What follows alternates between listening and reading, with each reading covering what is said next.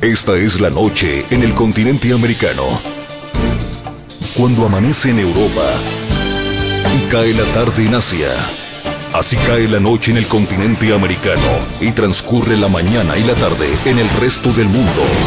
La noche bajo la dirección de Claudia Gurizati. 12 años, 8 meses y 21 días plagiado en poder del grupo criminal de las FARC. Entiendan y sepan que nuestra situación es difícil y que necesitamos salir de aquí lo más rápido posible.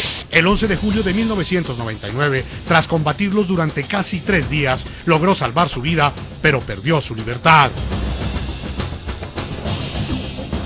Desde ese día sus padres, su esposa y sus hijos nunca dejaron de esperarlo. Yo sé que mi papá, pues que más quisiera estar al lado mío, pero pues no puede, pero sé que muy pronto lo estará para aprovechar todos esos momentos que hemos perdido. Y hoy, tras haber recuperado su libertad y luego de haber finalizado su proceso de readaptación y de reencuentro con su familia, el sargento de la policía José Libardo Forero habla con el subdirector del programa La Noche, Jefferson Beltrán. Después de haber vivido lo que vivimos, no hay temor de la muerte, ya ahí es más confianza en Dios. El humano y sentido relato de un valiente policía que enfrentó, sufrió y sobrevivió tras 4.641 días de secuestro a los vejámenes de la cruenta guerra que sufre Colombia. Comienza la noche bajo la dirección de Claudia Gurizati. ¿Qué tal? Un placer saludarlos. La noche bajo la dirección de Claudia Gurizati enciende las luces para que usted vea el punto clave de la noticia. Soy Juan Eduardo Jaramillo. Bienvenidos. La noticia, el Congreso de Colombia aprobó finalmente el polémico Marco Legal para la Paz, una reforma constitucional que le otorga herramientas jurídicas al Estado para una eventual negociación con los grupos ilegales y criminales que, como las FARC, aún operan en el país suramericano. La noticia, pese a que la iniciativa fue respaldada totalmente por el gobierno nacional, organismos internacionales defensores de derechos humanos como Human Rights Watch y Amnistía Internacional cuestionaron fuertemente la nueva legislación. El punto clave para estas organizaciones, la norma aprobada sacrificaría demasiada justicia en procura de la paz, lo cual generaría impunidad en los crímenes de lesa humanidad que fueron cometidos por los que hoy son victimarios y que en el futuro, en un eventual proceso de paz, serían desmovilizados en el marco de una negociación. Este marco de justicia transicional no es un marco para la impunidad. Y yo quiero ratificarle a ustedes que así será. En el proyecto de acto legislativo hace posible que criminales de lesa humanidad no sean judicializados ni sancionados. El punto clave, una de las preocupaciones que deja la aprobación del denominado Marco Legal para la Paz es la situación en la que quedan las miles de víctimas del accionar criminal de grupos terroristas como las FARC. ¿Perdón? ¿Olvido? ¿Impunidad? ¿Cuál es el verdadero costo de la paz? Estos son algunos de los interrogantes que quedan abiertos en quienes han sufrido en carne propia los vejámenes de la guerra. Pero mirándolo desde un punto de vista social, pues yo soy una convencida, una colombiana convencida de que si queremos una reconciliación es necesario que opere la justicia. Yo la primera que quisiera es la paz, pero hay maneras de hacerla. La primera es las cartas sobre la mesa, la transparencia. Yo pienso que el principio de justicia es fundamental. El punto clave, a propósito de la aprobación del Marco Legal para la Paz, el cual evidencia el interés que tiene el actual gobierno colombiano de lograr acercamientos con grupos armados ilegales, hoy en el programa La Noche presentamos un especial periodístico con la voz de una de las víctimas que ha dejado el conflicto armado en Colombia. El subdirector del programa La Noche, Jefferson Beltrán, entrevistó al sargento José Libardo Forero. El uniformado estuvo secuestrado durante 12 años, 8 meses y 21 días por el grupo terrorista de las FARC. Este policía, que fue liberado hace menos de 3 meses, hace un relato de la tragedia que tuvo que sufrir durante su cautiverio y analiza desde su condición de víctima los alcances que podría llegar a tener que sacrificar la justicia por alcanzar la paz. José Libardo, qué gusto tenerlo acá en los estudios del programa La Noche. Hoy cerrando un círculo, en muchos momentos tuvimos a su familia, tuvimos a sus hijos, estuvimos haciendo reportajes con su familia y pidiéndole a las FARC por la libertad de usted. Hoy, pues luego de un secuestro de más de 12 años y 8 meses, tenemos la oportunidad de dialogar con usted, luego de haber pasado pues un proceso de recuperación y pues de adaptación nuevamente a la libertad. Bienvenido a nuestro programa, José Libardo. Gracias, buenas noches a toda la teleaudiencia de este programa, a usted Jefferson Beltrán Neira. Puedo decir que no lo distinguía y hoy, a Dios gracias, me tiene pues estoy alegre y contento pues de verlo, y pues porque ya lo habíamos escuchado en muchos programas de radio y que nos ayudaba pues estando en la selva. Hablábamos mucho por la radio, a través de RCN, la radio y otros espacios periodísticos que pues tenemos acá en Colombia, pues para enviarles mensajes a los secuestrados. ¿Qué facilidad tenían ustedes para acceder a esos mensajes? ¿Les permitían tener los radios o qué papel jugaban esos radios al interior del cautiverio? A ver, los radios siempre se podían tener dependiendo de la situación de orden público que existiera o del estado de ánimo de los guerrilleros. Nosotros tuvimos radio al inicio, los 2 primeros años, luego de que se acaba la zona de distensión nos quitan los radios y hay épocas por lo menos de 2, 3 años en que no escuchamos ningún mensaje. Pero cuando nosotros tenemos la oportunidad de escuchar mensajes, ese es un contacto casi que directo. Uno puede saber qué está pasando con nuestras familias y puede saber algo de lo que está pasando en el país o de lo que pasaba en el país. El radio para nosotros se convirtió en un teléfono selvático, digámoslo así, porque nos tocaba inventar cientos de cosas para poder escuchar. En la selva es difícil las señales, pero uno se inventa una antena, se inventa cualquier cosa y puede escuchar a las familias y puede escuchar los programas que existían para poder saludarnos a nosotros. José Libardo Forero vivió en carne propia uno de los peores ataques terroristas que las FARC han cometido contra la fuerza pública de Colombia. El 10 de julio de 1999, unos 2000 guerrilleros sitiaron el puesto de policía de Puerto Rico en el departamento del Meta. Para el combate, los guerrilleros construyeron una suerte de tanque de guerra con una pala de bulldozer para arrasar lo que se encontrara a su paso.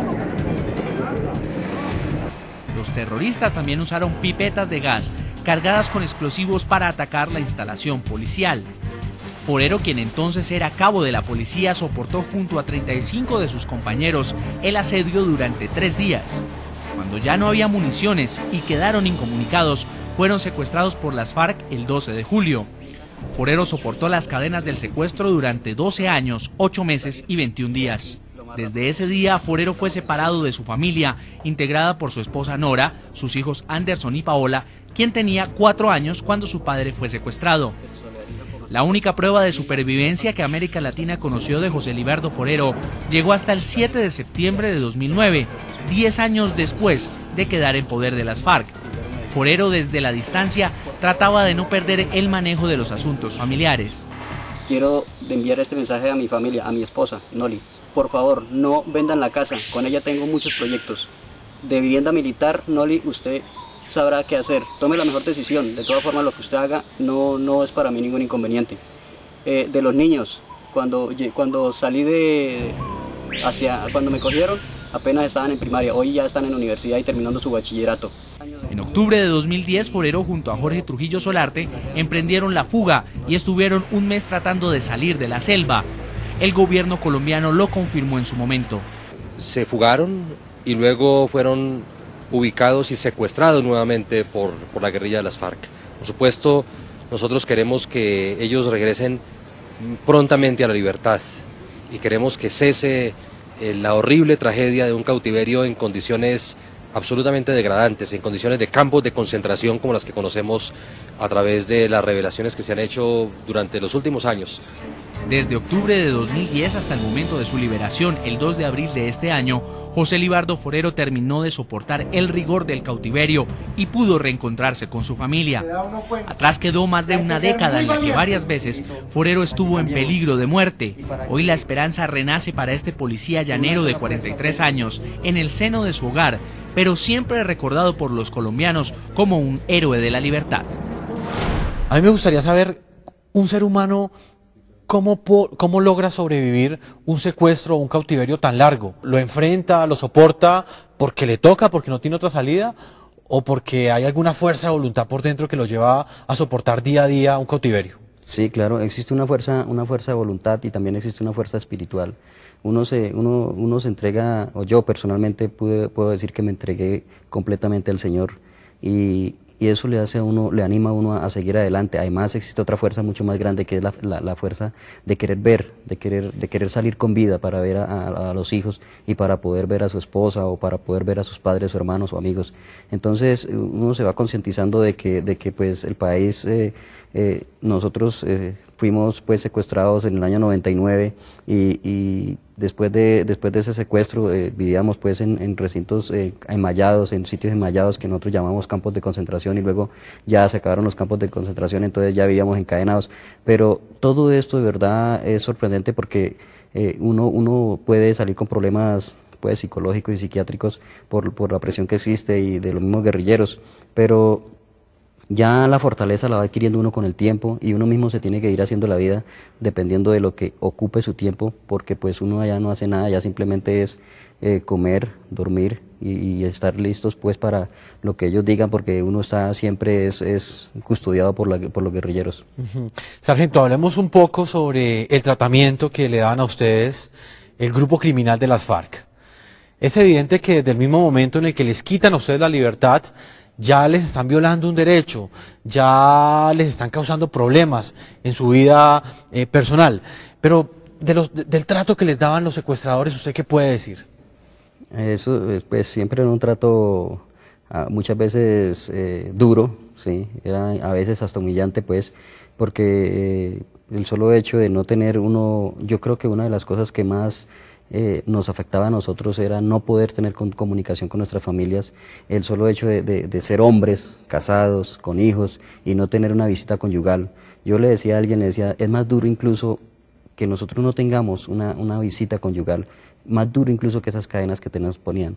Y le decía, pues, debieran, no sé, permitir, porque uno es ser humano y uno tiene necesidades, y nosotros hicimos casi que digamos 2 cursos de celibato, porque pues fueron más de 12 años y nunca tuvimos el contacto con mujer ni nada de esa vaina. Podía uno ver a las guerrilleras, pero ellas siempre nunca les permiten hablar con uno ni tener ninguna clase de contactos.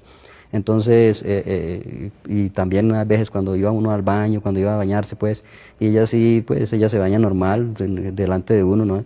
Entonces todo esto creaba cierto, pues, causaba, ¿qué le digo yo? Como un impacto psicológico, pues, pero igual uno lo podía manejar, ¿sí? Nosotros manejábamos esas situaciones, y el solo hecho de poder escuchar a la esposa, de saber que estaba ahí mi esposa Norma Leora, de saber que estaba con mis hijos, y de que yo podía escuchar de cómo crecían, porque uno no los ve, pero puede saber cómo van creciendo cuando van engrosando la voz, cuando van teniendo cambio físico y todo esto, es uno imaginárselo nomás. A ver, la guerrilla de vez en cuando nos prohibía y nos quitaba los radios. Muchas veces nosotros, cuando yo me le fugué a la FARC, fue pues vivíamos humillados y toda esta vaina, y dije, yo no me aguanto más esta vaina, y le dije a Trujillo, pues vámonos hermano, y él lo aceptó y nos fuimos. Pero sí, siempre fue un trato duro hacia nosotros también.